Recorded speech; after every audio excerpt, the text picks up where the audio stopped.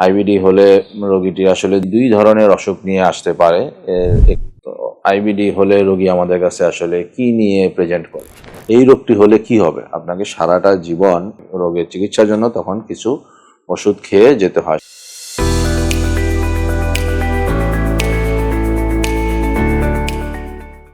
আসসালামু আলাইকুম, আমি ডাক্তার আবুল হায়াত মানিক, লিভার বিশেষজ্ঞ হিসেবে কর্মরত আছি।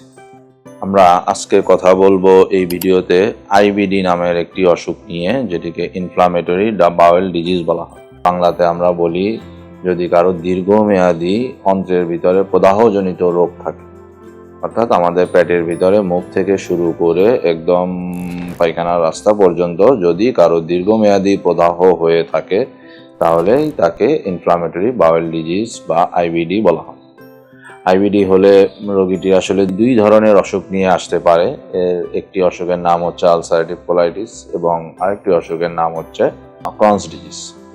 এই অসুখটি বাংলাদেশের জনগণের জন্য আসলে খুব 5% পপুলেশনে আছে বলেই মনে করা হয়। ওয়েস্টার্ন ওয়ার্ল্ডে, ইউরোপিয়ান কান্ট্রিতে এই অসুখের প্রকোপ ইনসিডেন্স আরও বেশি।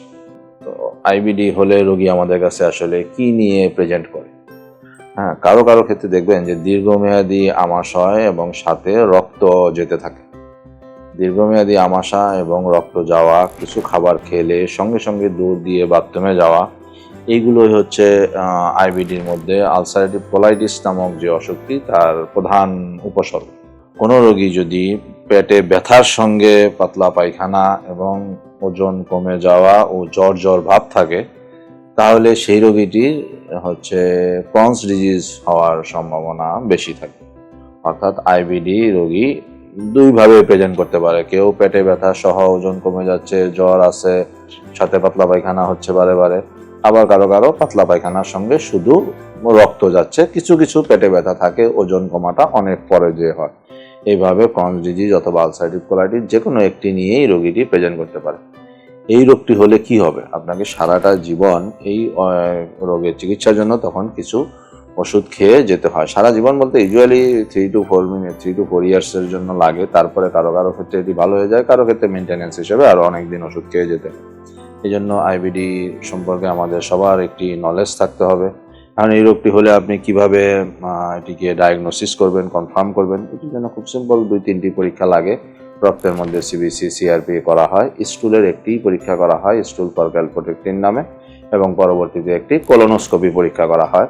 সাধারণত এটি দিয়েই আলসারেটিভ কোলাইটিস এবং ক্রনস ডিজিজ ডায়াগনোসিস হয়ে যায়। কারো কারো ক্ষেত্রে যদি ক্রনস ডিজিজ অনেক উপরের অংশে থেকে থাকে, সেই ক্ষেত্রে সিটি এন্টারোগ্রাফি কিংবা এমআর এন্টারোগ্রাফি নামে একটি পরীক্ষার প্রয়োজন হতে পারে। তাহলে রোগটি আমাদের ডায়াগনোসিস হয়ে যাবে।